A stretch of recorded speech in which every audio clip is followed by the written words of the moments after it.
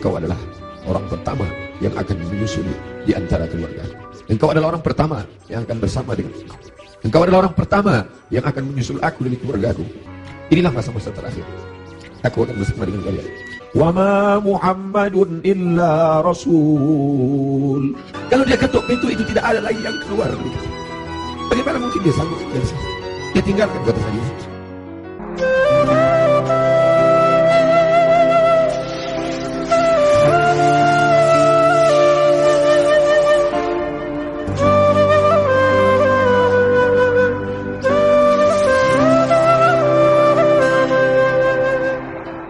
Biasanya Nabi SAW i'tikaf 10 hari saja di bulan suci Ramadan. Tapi ada yang aneh tahun itu. Tahun itu dia i'tikaf selama 20 hari 20 malam. Dia tidak keluar dari Masjid Nabawi. Ada yang aneh. Karena yang biasanya 10 hari 10 malam. Kalau kita salat di Masjid Nabawi tepat di mihrab, maka di samping mihrab sebelah kiri ada satu tiang bernama Ustuwanatus Sarir. Sampai hari ini masih tertulis Ustuwanatus Sarir. Ustuwana artinya tiang, sarir tempat tidur. Karena di bawah tiang itu diletakkan tempat tidur Nabi Muhammad SAW. Disitulah Nabi i'tikaf. Di samping Ustuwanatus Sarir ada namanya Ustuwanatul Haris. Tiang Haris artinya penjaga.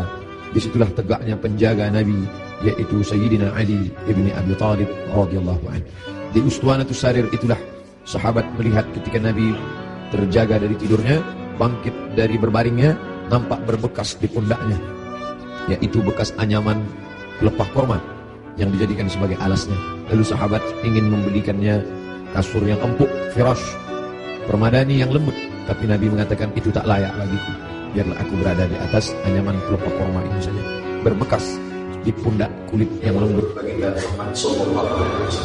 Betapa malunya kita yang melekatkan tubuh ini di atas kain yang lembut. Di bawah kain lembut itu ada kasur yang tebal. Di bawah kasur yang tebal itu ada lagi alas yang tinggi. Lalu kemudian kita meminta kepada Allah, wa adkhilnal jannata ma'al abrar. Masukkan kami ke dalam surga bersama orang-orang baik, bersama Nabi Muhammad sallallahu alaihi wasallam. Sementara dia berbekas pundaknya karena beralaskan alas yang keras, pelepah korma yang dianyam yang menjadi alas pundaknya yang lembut. Begitulah kehidupan dia. 20 hari 20 malam dia beriktikaf, tidak keluar sama sekali dari Masjid Nabawi. Ma baina baiti wa mimbari, antara rumahku dan mimbarku raudhatun min riyadil jannah, salah satu dari taman-taman surga. Selesai bulan Ramadan, masuk bulan Syawal. Selesai bulan Syawal, masuk Zulqa'dah. Selesai Zulqa'dah, masuk Zulhijjah. Di bulan Zulhijjah beliau melaksanakan haji yang sebelumnya sudah difardukan, tapi barulah dilaksanakan haji. Tahun itu disebut dengan haji wada'. Wada' selamat tinggal, karena memang setelah itu Nabi meninggal dunia. Maka pada haji wada' itu dia pergi ke tanah suci Makkah Al-Mukarramah. Ada yang unik, ada yang aneh. Biasanya beliau berkurban kambing, dia potong 1 ekor untuk keluarganya. Hadza li Muhammad, wa untuk keluarga Muhammad. Kemudian dia potong lagi, hadza li ummati Muhammad, ini aku potong untuk umat Muhammad sallallahu alaihi wasallam. Tapi pada saat tahun itu di Mina, beliau tidak menyembelih 2 ekor, tapi beliau menyembelih dengan tangannya sendiri 63 ekor unta. Tepat pada angka 63 dia berhenti dan dilanjutkan oleh Sayyidina Ali sebanyak 37 ekor. Maka lengkaplah 100 ekor. Tidak ada satupun sahabat yang terpikir ada signal, ada tanda sesuatu tentang mengapa berhenti di angka 63 setelah meninggal dunia 2 bulan sesudah itu. Karena saat itu bulan Zulhijjah, Muharram, Safar, Rabiul Awal. 2 bulan lebih setelah itu barulah semuanya faham mengapa berhenti pada angka 63. Ternyata Nabi tidak ingin satupun tahun hidupnya itu kosong daripada berkorban. Tahun pertama dia potong, tahun kedua sampai 63. Lalu kemudian setelah itu barulah dilanjutkan pemotongan onta itu oleh Sayyidina Ali karramallahu wajhah radhiyallahu anhu. Apa makna di balik itu? Bahwa Nabi tidak ingin ada 1 tahun pun kosong dari kurban. Nabi ingin ada penyembelihan kurban di setiap umur, di setiap usia, di setiap waktu yang dilewati ada penyembelihan kurban. Lagi-lagi ada yang aneh, tidak seperti sebelumnya. Sebelumnya hanya 2 ekor kambing, tapi saat itu dia potong langsung 63, dilengkapkan 37 menjadi 100 ekor. Lalu kemudian sallallahu alaihi wasallam kembali ke kota Al-Madinah Al-Munawwarah. Masuk bulan Muharram, masuk bulan Safar, masuk bulan Rabiul Awal. Lalu kemudian beberapa hari menjelang meninggal, Nabi berziarah ke makam Baqi yang ada di samping Masjid Nabawi sebelah kiri menghadap ke arah kiblat. Pulang dari Baqi, beliau merasakan sakit kepala yang amat sangat keras. itu dia adukan kepada Sayyidatuna Aisyah Ummul Mukminin radhiyallahu anha. Beliau juga mengadukan bagaimana masih terasa sakit sisa-sisa tertelan racun yang diberikan seorang perempuan Yahudi dulu beberapa tahun yang lalu, 3 tahun yang lalu, tepatnya di tahun ke-7 ketika orang Khaybar mengundang dia di perkampungan Yahudi Khaybar. Di Madinah ada Yahudi Bani Nadir, ada Yahudi Bani Quraidah, ada Yahudi Bani Qainuqa, ada Yahudi Khaybar. Lalu mereka mengundang Nabi ke Khaybar. Mereka tanya, makanan apa yang paling disukai Nabi? Nabi menjawab, makanan yang paling disukai Nabi adalah kaki kambing bagian depan. Lalu mereka sajikan kaki kambing bagian depan itu, karena itu makanan kesukaan Nabi. Rupanya di bagian depan kaki kambing itulah mereka tanamkan racun yang paling sangat banyak, paling berbahaya. Sahabat Nabi yang mengunyah daging kambing itu langsung meninggal di tempat. Nabi SAW sepakat semua ahli sirah bahwa Nabi memasukkan daging kambing itu ke mulutnya, tapi mereka ikhtilaf tentang menelan. Maka segera Jibril AS memberitahu bahwa ada racun. Nabi memuntahkannya keluar, tapi ada beberapa tetes air liur masuk ke dalam. Kenapa itu terjadi? Bukankah Allah menjaganya? Bukankah malaikat mendapatkan wahyu, mendapatkan ilham, mendapatkan pesan untuk menjaga Nabi? Kenapa bisa terjadi? Hikmah di balik itu menurut ahli sirah, Allah ingin menyempurnakan nikmat kepada Nabi Muhammad SAW, bukan hanya sebagai nikmat penutup para nabi dan rasul, tapi juga nikmat sebagai mati sebagai seorang syahid. Dia sudah cukup penutup nabi dan rasul, tapi Allah lengkap, tak ingin hanya sebagai penutup nabi rasul, dia juga meninggal sebagai seorang syahid karena meninggal akibat racun yang tertelan di Khaybar. Aku masih merasakan sisa-sisa racun itu, wahai Aisyah. Lalu kemudian Nabi SAW sempat mengalami kehilangan kesadaran. Lalu sahabat mengambilkan air yang disimpan di dalam kirbah kulit kambing yang dijahit, sampai tidak keluar air dari kulit kambing itu karena ketat jahitannya. Lalu kemudian disiramkan ke wajah Nabi Muhammad SAW. Ketika air itu disiramkan ke wajah Nabi, Nabi pun tersadar. Dan saat Nabi tersadar, apa yang dia inginkan? Biasanya orang kalau sudah pingsan, dia inginkan makanan, dia inginkan kenikmatan, dia inginkan sesuatu. Tapi Nabi SAW menginginkan sholat berjamaah, dibawa ke Masjid Nabawi. Tapi saat itu keadaannya lemah, kakinya terseret, dia dipapah oleh sahabat Nabi, oleh Sayyidina Ali radhiyallahu anhu bersama Fadl ibn Abbas. Satu di sebelah kiri, satu di sebelah kanan. Mereka memegang tangan Nabi, kedua tangan Nabi di pundak Ali dan Fadl. Kedua ini adalah saudara, seperti saudara kandung. Nabi anak tunggal sendirian, dia tidak punya saudara kandung, tapi ayahnya punya saudara kandung. Ayah Nabi bernama Abdullah, Abdullah punya saudara bernama Abbas, Abbas punya anak laki-laki, itulah dia Fadl bin Abbas. Abdullah punya saudara kandung bernama Abu Talib, Abu Talib punya anak laki-laki bernama Ali. Ayah mereka adik-beradik kandung, Abdullah, Abbas, Abu Talib. Abu Talib punya anak Ali, Abdullah punya anak Muhammad, Abbas punya anak Fadl. Ketiga anak laki-laki ini bersaudara kandung, satu nasab dengan datuk mereka Abdul Muttalib. Abdul Muttalib anak Hashim, Hashim anak Abdi Manaf, Abdi Manaf anak Qusay, keturunan Kilab Lu'ay Fihir, cucu cicit daripada Ismail, anak kandung Ibrahim alaihissalam. Maka pada saat itu saudara yang seperti kandung ini memapah Nabi, membawa ke Masjid Nabawi. Nabi tetap tidak meninggalkan sholat berjamaah. Sampai pada akhirnya beliau tidak lagi sanggup mampu untuk membimbing sholat berjamaah, maka beliau minta Sayyidina Abu Bakr As-Siddiq radhiyallahu anhu untuk membimbing sholat berjamaah. Itulah muncul ijtihad sahabat. Mengapa yang menjadi khalifah setelah Nabi itu Abu Bakar? Kenapa bukan Umar? Karena ada signal seperti semacam pemberitahuan secara rahasia bahwa setelah Nabi meninggal, kepemimpinan akan jatuh pada Abu Bakar Siddiq. Karena imamah ada dua, imamatun sughra, imam kecil, imam salat, imamatun kubra, imam besar, pemimpin negeri. Kalau sudah imam kecil, pemimpin salat, menunjukkan tanda itu juga menjadi imam besar, imam pemimpin negeri. Maka ketika Abu Bakar Siddiq yang diminta sebagai pengganti imam saat Nabi sakit, seolah-olah seperti signal pertanda Nabi memberikan ridha, nanti setelah meninggal Abu Bakar Siddiqlah yang akan memimpin kepemimpinan politik. Maka berbaiatlah sahabat setelah Nabi SAW meninggal. Salat dipimpin oleh Abu Bakar Siddiq radhiyallahu anhu. Sahabat menunggu, Nabi tak juga keluar. Ternyata signal itu diberikan kepada Abu Bakar. Abu Bakarlah yang memimpin salat. Sampai akhirnya pada suatu ketika Nabi membuka tirai jendela dari samping kamarnya bersama Aisyah yang langsung tembus ke Masjid Nabawi. Sahabat sudah tegak berdiri. Sahabat menunggu bahwa akan dipimpin oleh Nabi. Tapi mereka faham, Nabi tidak dapat berjalan. Nabi tetap berada di kamarnya. Nabi hanya melihat dari balik jendela, dari pertanda wajahnya, dari anggukan kepalanya. Sadarlah mereka bahwa Nabi memberikan signal, sholatlah bersama Abu Bakar Siddiq. Nabi tetap berada di kamarnya, karena dia tidak bisa ikut serta bersama para sahabat yang akan melaksanakan sholat. Lalu kemudian dibawa oleh Fadl dan Abu Bakar, dibawa oleh Fadl dan Ali, diberikan kekuatan oleh Allah Subhanahu wa taala. Nabi naik ke atas mimbar tepat pada hari Rabu. Hari Rabu terakhir. Kamis, Jumat, Sabtu, Ahad, Senin, 5 hari menjelang meninggal. Nabi naik ke atas mimbar. Sampai di atas mimbar, apa kata Nabi sallallahu alaihi wasallam? Man kuntu jalattu lahu dhahran. Siapa yang pundaknya pernah aku cambuk. Saat aku mencambuk onta, lalu ujung cambuk itu terkena pundaknya karena dia berada di balik onta, di balik kuda, di balik keledai, di balik bukit. Terkena ujung cambuk itu. Lalu dia merasa sakit hati. Tapi dia tidak mau menuntut karena dia segan. Karena aku seorang Nabi.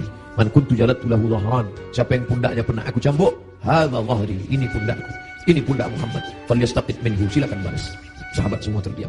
Sahabat tahu masa-masa perpisahan itu pasti akan datang. Nabi minta maaf. Siapa yang kulitnya pernah aku sakiti, ini pundakku. Silakan balas. Semua sahabat terdiam. Man kuntu syatamtu lahu irdan. Siapa yang pernah cakap kasar menyinggung perasaannya. Man kuntu syatamtu lahu irdan. Siapa yang pernah aku caci maki, andai datang keluar kata-kata kasar dari lidahku, lalu kemudian hatinya tersinggung. Hadza irdi. Ini harga diri Muhammad. Falyastaqit minhu. Silakan balas. Semua sahabat terdiam. Tak ada sahabat yang ingin membalas. Mereka mengikhlaskan semua. Andai pernah tercambuk pundak mereka, ya Rasulullah, jangankan pundak, nyawa kami berikan untuk kau. Saat gigimu patah, saat pelipismu berdarah, sahabat menghunuskan pedang di tengah pasukan berkobar pada perang Uhud. Mereka masuk, dijamin pasti 99,9% akan mati. Mereka memberikan nyawanya untuk Nabi Muhammad sallallahu alaihi wasallam. Abu Bakar Siddiq, hartanya, emasnya sampai berbungkal dia berikan untuk biaya hijrah. Jangankan nyawa, jangankan harta, semua kami berikan untuk ya Muhammad. Semua sahabat terdiam. Lalu kemudian Nabi bertanya, siapa yang pernah aku pinjam uangnya dan belum dibayar? Kemudian tegak seorang sahabat, innalaka alayya thalatha darahim. Engkau ada utang 3 dirham ya Muhammad. Engkau pernah pinjam uang thalatha darahim, 3 dirham dan belum terbayar. Apa kata Nabi kepada Fadl? Fadl duduk di samping mimbar. Idfa ya Fadl. Bayarkan wahai Fadl. Bayar 3 dirham kepada dia. Fadl segera membayarkan 3 dirham karena Nabi tidak ingin tertinggal 3. Kalau pernah tersakiti fisik, pipi yang tertampar, rambut yang tertarik, kulit yang terluka, jangan sampai kita bawa mati menghadap Allah. Kalau pernah ada hati yang tersakiti, jangan sempat ada hati orang yang sakit, maka mintalah maaf. Itu yang ditunjukkan oleh Nabi Muhammad sallallahu alaihi wasallam. Lalu kemudian hutang-hutang, walaupun mati syahid, orang mati syahid tidak akan merasakan sakaratul maut. Orang yang mati syahid tidak akan merasakan azab kubur. Orang yang mati syahid tidak akan merasakan hisab. Orang yang mati syahid langsung masuk surga. Tempat keutamaan mati syahid bila lain kecuali hutang-hutang.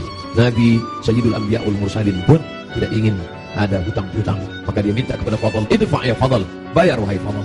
Fadl membayar. Tapi sahabat sudah merasa tidak enak hati. Mereka sudah tahu detik-detik perpisahan itu tak akan lama lagi. Tanda-tanda itu sudah mereka rasakan sejak dari Ramadan, sejak dari Haji, sejak dari Zulqa'dah, sejak dari Zulhijjah, sampai Muharram, sampai Safar, sampai ketika beliau berziarah. Tiba-tiba beliau pergi berziarah bersama para sahabat ke Bukit Uhud. Di bawah Bukit Uhud beliau ucapkan salam kepada syuhada Uhud. Assalamualaikum ya ahlal diyar minal mu'minin wa inna insyaallah bikum lahiqun. Insyaallah kami akan menyusul kamu wahai syuhada Uhud. Nas'alullah lana wa lakumul afiyah. Sahabat mengerti, nampaknya seperti ucapan perpisahan, seakan-akan ucapan wada. Nabi akan meninggalkan mereka tak lama lagi.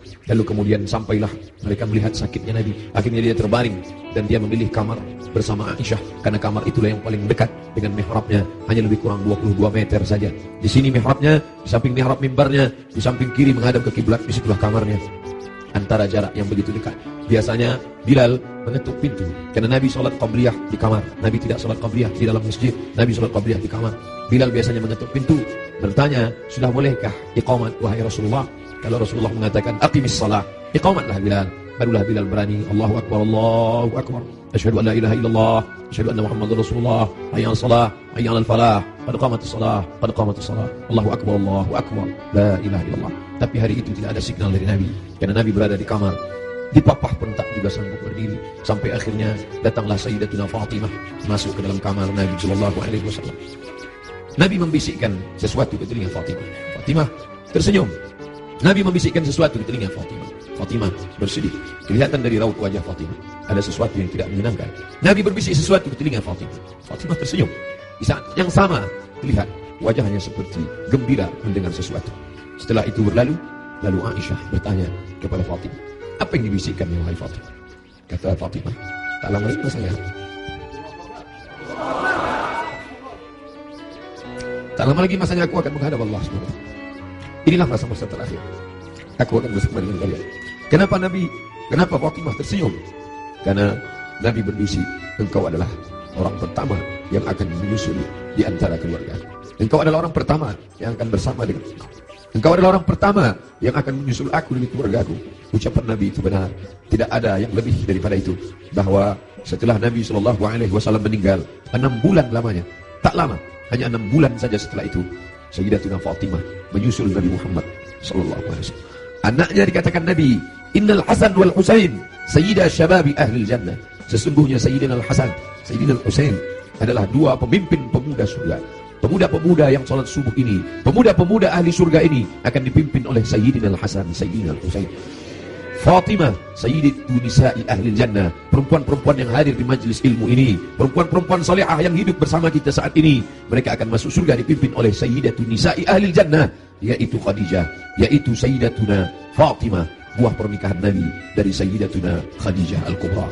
Itu yang membuat Fatimah tersenyum. Bagaimana rasanya ketika kebahagiaan bersatu dengan kesedihan? Satu sisi merasa bersedih karena akan berpisah dengan Nabi, tapi ternyata berpisah itu tidak lama, Fatimah. Perpisahan itu tidak lama, Fatimah. Hanya sekedar 6 bulan saja. Setelah itu engkau akan menyusul. Engkau akan menyusul. Allahumma salli ala Sayyidina Muhammad. Allahumma salli ala Sayyidina Muhammad. 14 abad yang lalu kisah itu terjadi. Tapi seakan-akan kita bersama dalam ruangan itu, bersama Aisyah, bersama Fatimah. Mudah-mudahan kesusahan kita ini akan membuat kita dekat dengan Nabi SAW. Tidak ada yang bisa menguatkan jiwa kita selain daripada takbir Allahu Akbar. Jangan biarkan jiwa ini larut bersama kesedihan. Tidak layak untuk sedih, karena orang-orang beriman dia mesti kuat. Allah bersama dia, Rasulullah SAW selalu bersama dia. Kita tetap berselawat, kita tetap agungkan Allah. Mengapa kita mesti rapuh? Mengapa kita mesti bersedih? Orang beriman itu, ala inna awliya Allah, ketahuilah wali-wali Allah, orang-orang yang menolong agama Allah, la khaufun alaihim wala hum yahzanun. Tak ada takut dalam hati mereka, tak ada takut dalam jiwa mereka, wala hum yahzanun. Mereka tidak bersedih hati. Yang tidak boleh hanya memukul-mukul pipi, menarik-narik kantong, menarik-narik rambut, menyobek-nyobek baju. Laisa minna man talabal khudud wa syaqal juyub. Siapa yang memukul pipi, siapa yang menarik rambut, siapa yang merobek kantong, bukan umat Muhammad sallallahu alaihi wasallam. Adapun meneteskan air mata, ketika anaknya Ibrahim meninggal dalam usia 18 bulan. 18 bulan umur anak kesayangan itu meninggal, meleleh air mata Nabi. Kenapa engkau menangis ya Rasulullah? Amma tarda ya Rasulullah? Apakah engkau tidak ridha atas ketetapan Allah ini? Aku ridha, kata Nabi. Lalu kalau ridha, kenapa engkau menangis? Ungkapan kasih sayang, air mata ungkapan kasih sayang. Kita bukan marah kepada Allah, kita bukan tidak senang. Ini bukan niyahah, ini bukan ratapan, ini bukan majelis ratapan. Ratapan adalah sumpah serapah. Mengapa anakku yang meninggal? Mengapa menantuku yang meninggal? Mengapa suamiku yang meninggal? Kita tidak meratap. Majelis ratapan dicela, dikurkai oleh Allah dan Rasulullah. Kita tidak meratap. Ini air mata kesedihan, ini air mata kasih sayang. Selama mulut tidak menyumpah serapah. Da'wurna, kata Nabi. Ketika ada beberapa perempuan yang menangis bersama Nabi berjalan, Sayyidina Umar radhiyallahu anhu. Lalu apa kata Umar? Da'wurna, biarkan mereka menangis. Ungkapan kasih sayang. Selama tangan tidak memukul pipi, selama tangan tidak menarik rambut, selama mulut tidak berkata sumpah serapah, maka biarkan. Bahkan ketika Nabi memegang jenazah Utsman ibnu Maz'un, menetes air mata Nabi, jatuh ke pipinya, jatuh ke janggutnya, jatuh ke bawah sampai ke wajah Utsman bin Maz'un, menunjukkan air mata itu banyak. Nabi menangis. Nabi hatinya lembut. Menangis adalah ungkapan kasih sayang. Menangis adalah ungkapan kesedihan. Menangis adalah ungkapan keridhaan. Menangis adalah ungkapan melepaskan jiwa yang tertahan, tapi kita tidak larut dalam tangisan itu. Nabi berbaring, lalu kemudian ditutupi wajahnya, ditutupi dengan kain, tapi perlahan dia bukakan, sampai akhirnya tangan itu tidak bisa bergerak. Lalu kemudian Sayyidatuna Aisyah radhiyallahu anha membacakan Al-Fatihah. Bismillahirrahmanirrahim. Alhamdulillahirabbil alamin. Arrahmanir rahim. Maliki yaumiddin. Iyyaka na'budu wa iyyaka nasta'in. Ihdinas siratal mustaqim. Shiratal ladzina an'amta 'alaihim ghairil maghdubi 'alaihim waladdallin. Amin. Dibacakannya qul huwallahu bismillahirrahmanirrahim. Qul huwallahu ahad billahus samad lam yalid walam yulad walam yakul lahu kufuwan ahad. Qul huwallahu ahad billahus samad lam yalid walam yulad walam yakul lahu kufuwan ahad. Qul huwallahu ahad billahus samad lam yalid walam yulad walam yakul lahu kufuwan ahad. Dibacakannya qul a'udzu birabbil falaq, qul a'udzu birabbil falaq, min syarri ma falaq, wa min syarri ghasiqin idza waqab, wa min syarri naffatsati fil 'uqad, wa min syarri hasidin idza hasad. Dibacakannya qul a'udzu bin nas, malikin nas, ilahin nas, min syarri waswasil khannas, alladzi yuwaswisu fi sudurin nas, minal jinnati wan nas. Lalu telapak tangan Nabi ditiupkan. Ayat-ayat yang sudah dibacakannya itu yang penuh berkah ditiupkannya ke telapak tangan Nabi. Padahal mestinya kita yang membacakan, kita tiupkan ke telapak tangan kita, lalu kita usapkan ke wajah orang yang sakit. Tapi Sayyidatuna Aisyah tidak ingin melangkahi. Ada tangan yang lebih berkah daripada tangannya, ada tangan yang lebih mulia daripada tangannya. Itulah tangan Sayyidul Ahlil Jannah, Sayyidina wa Maulana Muhammad sallallahu alaihi wasallam. Ditiupkan ke telapak tangannya, lalu diusapkan ke wajah Nabi Muhammad sallallahu alaihi wasallam. Aisyah melihat di wajah Nabi seperti menginginkan sesuatu. Sebagai seorang istri yang menemani Nabi dalam suka dan duka, dalam senang dan tawa, maka Nabi mengerti bahasa. Aisyah mengerti bahasa yang diperlihatkan oleh Nabi SAW. Lalu kemudian Aisyah paham bahwa Nabi menginginkan siwak.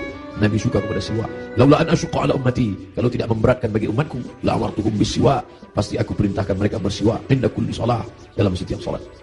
Lalu kemudian Aisyah mengambil siwak, lalu merobek ujung kulit siwak dan mengunyahkannya agar ujung siwak itu keluar selaputnya.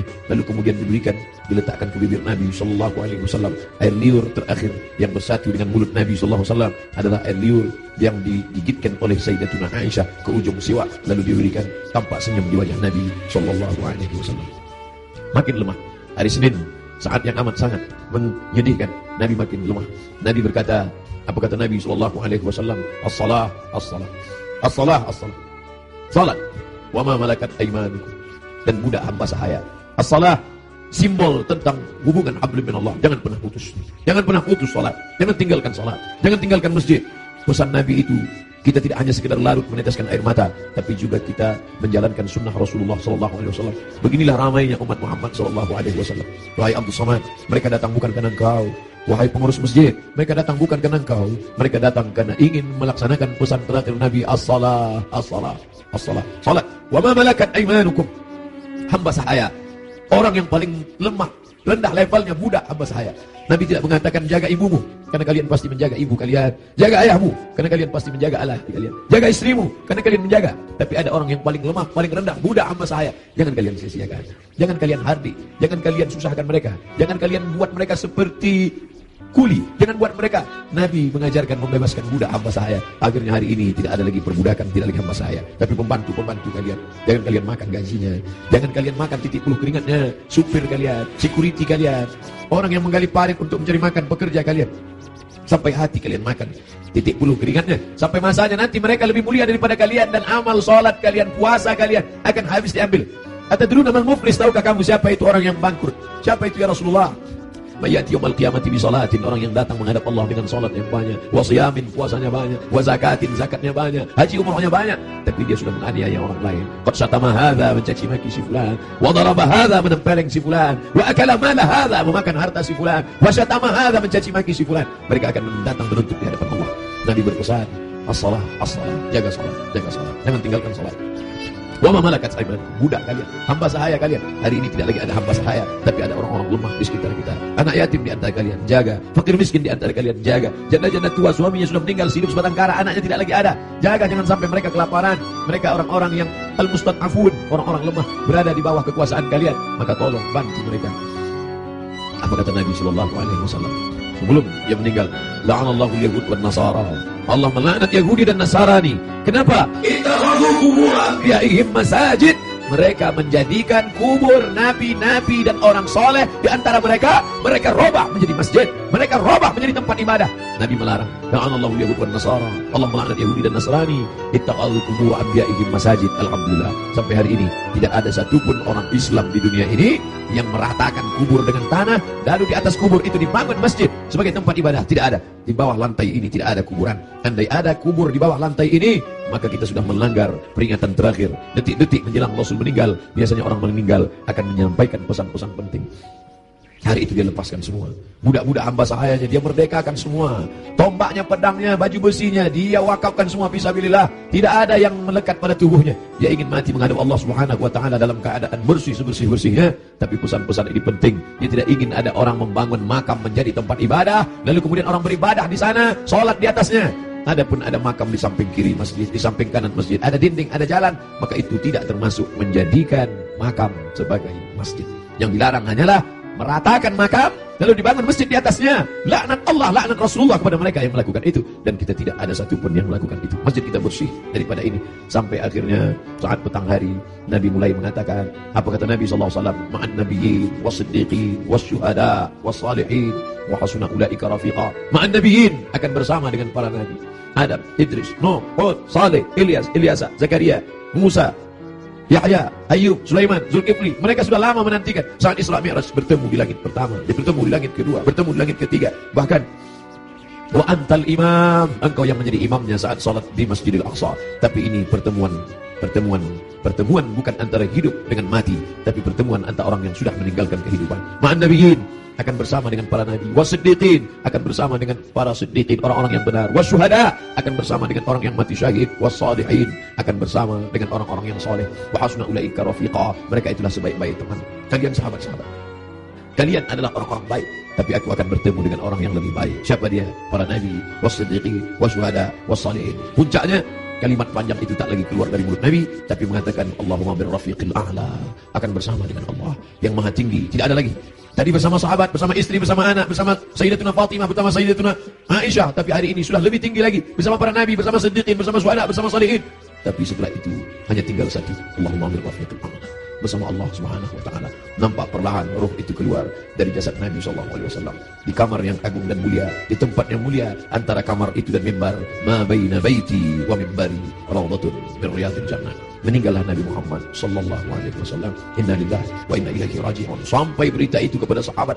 Ada sahabat yang tak tahan, maka tersedak sampai ke kerongkongan. Tapi berita itu sampai kepada Sayyidina Umar bin Khattab. Umar orang yang amat sangat hebat. Sebelum Umar masuk Islam, tidak ada orang yang berani membaca Al-Quran dengan suara keras. Semuanya bersembunyi. Tapi begitu Umar masuk Islam, orang berani. Begitu juga respon kepada Umar. Begitu sampai berita kepada Umar, wahai Umar, Nabi Muhammad SAW sudah meninggal, wahai Umar. Umar mencabut pedangnya. Man qala inna Muhammadan qad mata. Siapa yang mengatakan Muhammad mati, akan aku pancung kepalanya, kata Umar. Siapa yang berani mengatakan Muhammad mati, akan aku pancung kepalanya, kata Umar. Saat itu datang Abu Bakar Siddiq. Membacakan ayat, wa ma Muhammadun illa rasul. Wa ma Muhammadun illa rasul. Muhammad bukan Tuhan. Muhammad hanyalah seorang rasul. Qad khalat min qablihi rusul. Sebelum dia dulu sudah ada rasul-rasul. Ada Adam meninggal. Ada Idris meninggal. Ada Nuh meninggal. Ada Ayub meninggal. Ada Zulkifli meninggal. Ada Musa meninggal. Ada Harun meninggal. Qad khalat min qablihi rusul. Afa immata, kalau dia meninggal, au qutila, atau dia dibunuh orang, inqalabatum ala a'qabikum, apakah kalian akan meninggalkan agama ini? Apakah kalian akan murtad? Begitu mendengar ayat itu, padahal Umar bin Khattab hafal Quran, padahal Umar bin Khattab termasuk 40 sahabat kutabul wahyu, penulis wahyu. Tidak hafalkah dia ayat itu? Dia hafal Quran, dia penulis wahyu. Tapi kenapa ketika pukulan berat itu datang, lupa, hilang ayat itu di kepalanya? Maka kita pun begitu dalam hidup ini. Kadang ketika pukulan berat itu datang, kita perlu sahabat, kita perlu teman-teman. Saat ini Abdul Somad yang mengingatkan, saat ini Abdul Somad yang membacakan. Tapi sampai masanya pukulan berat itu datang bertubi, Abdul Somad pun lupa. Siapa yang akan mengingatkan dia? Ada sahabat-sahabat dakwah semua. Abdul Somad bukan guru, Abdul Somad bukan imam, Abdul Somad bukan syekh, Abdul Somad bukan habib. Abdul Somad hanyalah seorang sahabat dakwah yang saling mengingatkan, watawasau bil haq, watawasau bis sabr. Hari ini aku yang mengingatkan engkau saudara. Tapi besok aku boleh lupa, besok aku boleh lalai. Kalian yang akan mengingatkan. Ustaz Somad dulu yang ceramah tentang ini. Ustaz Somad dulu yang kenapa engkau lupa Ustaz? Hari ini subuh ini yang penuh berkah. Allah mubarik li ummati fi bukuriha. Ya Allah berkahi umatku ini pada waktu pagi, pada waktu subuh.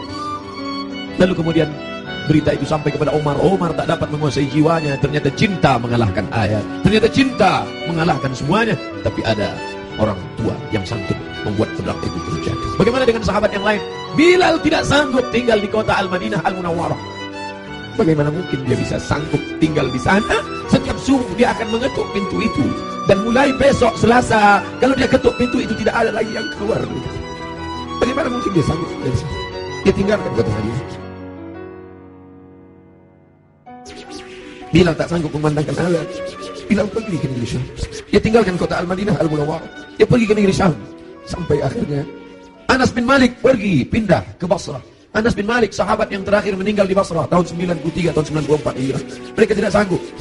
Mereka tidak sanggup tinggal di sana. Sebagian sahabat menetap karena kekuatan iman, kekuatan cinta. Tapi sebagian sahabat juga harus menghindar jauh karena kerinduan yang begitu mendalam. Sampai akhirnya Bilal tetap menetap di sana. Sampai akhirnya Umar merasa perlulah Bilal kembali sekali-sekali. Datanglah Bilal ke kota Al-Madinah Al-Munawwarah. Aku tidak sanggup, kata Bilal. Bagaimana aku akan mengumandangkan azan di sana? Yang biasanya kalau aku mengumandangkan azan, setelah itu aku iqamah. Kalau aku iqamah ada yang keluar dari kamar itu. Nanti kalau aku iqamah tidak ada yang keluar dari sana. Tidak sanggup aku. Sampai akhirnya datang Sayyidina Al-Hasan, Sayyidina Al-Husain. Bilal tidak sanggup menolak. Ini yang meminta adalah cucu Nabi Muhammad sallallahu alaihi wasallam. Datanglah Bilal. Datanglah Bilal ke kota Al-Madinah. Kami tahu cintamu kepada Nabi luar biasa. Kami tahu engkau bersama dengan Nabi SAW. Kami tahu bahwa engkau amat sangat kagum besar cintamu. Tapi datanglah Bilal tak sanggup menolak. Yang akan dia temui ini bukan orang biasa, tapi cucu yang mengalir darahnya dalam darah mereka. Maka dia datang. Hari itu Bilal datang ke kota Al-Madinah. Bilal mengumandangkan azan subuh. Terdengar suara Bilal. Allahu Akbar, Allahu Akbar. Sahabat mendengar suara yang tak pernah mereka dengar. Itu suara orang yang dulu ketika azan berkumandang, pasti Nabi akan keluar. Kalau begitu Nabi hidup lagi, kata mereka. Itu dulu suara. Dulu sudah lama kami tak mendengar suara itu. Berarti dia sekarang sedang berada di Madinah. Berarti dia sedang datang sekarang. Kami ingin mendengarnya. Kami ingin ramai sahabat Nabi datang berbondong-bondong. Ramai mereka datang ke Masjid Nabawi. Karena mereka yakin dan percaya kalau suara itu keluar, Nabi pasti akan datang. Tapi ternyata tidak. Ketika Bilal mengumandangkan azan, mereka hanya berjumpa dengan Bilal. Mereka hanya berjumpa dengan Sayyidina Husain, cucu Nabi Muhammad SAW. Kita tak pernah bersedih. Kita tak pernah bersedih. Kita hanya mengucapkan setiap hari, Assalamualaikum ayuhan nabiyyu wa rahmatullahi wa barakatuh. Nanti kalian akan minum dari telaga ini. Nabi naik ke atas mimbar, aku lihat ada telaga, kata Nabi. Ada telaga Haud dan kalian akan minum di sini. Siapa yang minum dari sana ya Rasulullah? Ikhwani, saudaraku akan minum dari sana. Kamikah itu ya Rasulullah? Enggak. Antum ashabi, kalian sahabat. Kalian sahabat. Yang akan minum nanti di sini ikhwani. Siapa itu ya Rasulullah? Amanu bi walam yarawni. Mereka beriman kepadaku padahal tak pernah melihat aku. Mudah-mudahan kita termasuk di sana. Aku bukan orang Arab, aku tidak Quraisy, aku tidak pernah bersamanya, tapi aku berharap, kita semua berharap. 14 abad jarak kita dengan dia, 1439 tahun yang lalu jarak kita dengan dia. Dia sudah memikirkan kita, patah giginya, berdarah pelipisnya, berdarah kakinya. Sahabat berkata, engkau punya doa mustajab ya Rasulullah, engkau punya doa makbul ya Rasulullah. Kau doa sekali saja rata mereka dengan tanah, kau doa sekali saja mati mereka ya Rasulullah. Mintakan doa itu ya Rasulullah. Allahumma salli ala Sayyidina Muhammad. Sekali saja engkau berdoa ya Rasulullah, akan mati mereka semua. Kata Rasulullah, tidak, doa itu aku simpan. Untuk siapa? Untuk kalian nanti di padang mahsyar. Aku simpan doa itu syafaatan li ummati. Ya pikirkan kita 14 abad yang lalu. Apa yang kita lakukan untuk agamanya ini? Apa yang sudah kita buat? Orang-orang kaya, tolonglah agama Allah ini. Kalian dirikan MDA. Tolong fakir miskin. Air mata tidak cukup untuk menolong agama Rasulullah SAW. Pemimpin-pemimpin, raja-raja, sultan-sultan, kalian semua akan mati menghadap Allah. Satu-satunya syafaat hanyalah syafaat Rasulullah SAW. Sungguh ini, bapak-bapak dari kepolisian, bapak-bapak dari TNI, hadirin hadirat sekalian, kita semua insya Allah mendapat syafaat Nabi Muhammad SAW. Cinta kita mendalam. Abdul Somad, kau bukan siapa-siapa. Mereka mendengar kau bicara, karena yang keluar dari mulutmu itu hanyalah sabda Rasulullah SAW. Kau hanya meminjam kemuliaannya. 0,001% yang dipinjamkannya ke mulutmu, kau hanya cerita tentang dia. Mereka sayang kepadamu karena dia. Allahumma shalli ala Sayyidina Muhammad. Kami cinta kepada Allah, kata Yahudi. Kami cinta kepada Allah, kata Nasrani. Kami cinta kepada Allah. Qul, katakan, in kuntum tuhibbunallah. Kalau memang betul kalian cinta kepada Allah, fattabi'uni, ikuti aku. Tidak ada yang diterima di akhirat kecuali orang yang mengikuti Muhammad. Asyhadu an la ilaha illallah wa asyhadu anna Muhammadan Rasulullah. Kerinduan kita kepada dia. Mereka dulu mencium wajahnya, mereka dulu mencium tapak tangannya. Apa kata Anas bin Malik, orang yang paling beruntung itu? Madimtu Nabi 10 sinin, aku melayani dia 10 tahun lamanya. Sendalnya aku bawakan, air wuduknya aku siapkan, aku berjalan di belakangnya, aku cium tapak tangannya lebih halus dari sutra, lebih harum. Atyabu min ri'il miski, lebih harum dari semerbak kasturi. Kami tidak seberuntung engkau Anas bin Malik, tapi kami ingin ikut bersamanya dan kami ingin minum di telaga ini bersama Rasulullah SAW. Siapa yang minum di telaga ini la yadma'u fiha abadan, tidak akan haus untuk selamanya. Selamatkan anak-anak cucu kami ya Allah, jangan sampai beralih akidah kepada yang lain. Kerinduan kita kepadanya hanya dapat kita lakukan dengan 1, dengan 2, dengan 3. Tolong agamanya, dan kita berbanyak selawat. Asal datang rindu dalam hati selawat. Allahumma salli ala Sayyidina Muhammad wa ala ali Sayyidina Muhammad. Tapi dia juga masih punya keturunan-keturunan. Ada keturunan-keturunan itu tetap terjaga. Para habaib kita, Habib Omar bin Hafiz, para ahli bait yang ahlu sunnah wal jamaah, ahli bait yang mencintai Omar tapi juga mencintai Ali, ahli bait yang mengagungkan Ali tapi juga tidak mencaci maki Abu Bakar, Omar, Uthman. Karena ada juga yang mencaci maki Abu Bakar, Omar, Uthman. Ikutlah ahli bait, ikutlah keturunan Rasulullah SAW yang tidak membeda-bedakan antara sahabat. Mereka tetap berkata Abu Bakar Siddiq radhiyallahu anhu, Omar ibn Khattab radhiyallahu anhu. Para habaib, Habib Ahmad Al-Kaf, Habib Jindan, Habib Zaid ibn Sumaid, para habaib yang tak mungkin saya sebutkan satu persatu. An asila ila qarabati Rasulillah sallallahu alaihi wasallam, menyambung hubungan dengan para habaib keturunan Rasulullah. Ahabbu ilayya, lebih aku cintai min an asila ila qarabati, daripada menyambung hubungan dengan kerabatku sendiri. Motivasi itulah yang membuat al-fakir yang hina datang menjumpai Habib Rizik Syihab, mencium tangannya, memeluknya, karena dia salah satu dari bagian keturunan Rasulullah sallallahu alaihi wasallam. Yang berpegang teguh kepada ahli sunnah wal jamaah. Kita muliakan mereka, bukan hanya sekedar darahnya mengalir dalam darah mereka, darah Nabi ada dalam darah mereka, tapi juga karena mereka memperjuangkan syariat datuk mereka. Kita ikut bersama mereka. Yang kita inginkan adalah kita semua bersama, anak, istri, keturunan, cucu, cicit, sahabat, kerabat, jamaah, bersama dengan Nabi Muhammad sallallahu alaihi wasallam. على هذه النية وكل نية صالحة. الفاتحة. أعوذ بالله من الشيطان الرجيم. بسم الله الرحمن الرحيم. الحمد لله رب العالمين الرحمن الرحيم مالك يوم الدين إياك نعبد وإياك نستعين اهدنا الصراط المستقيم صراط الذين أنعمت عليهم غير المغضوب عليهم ولا الضالين آمين.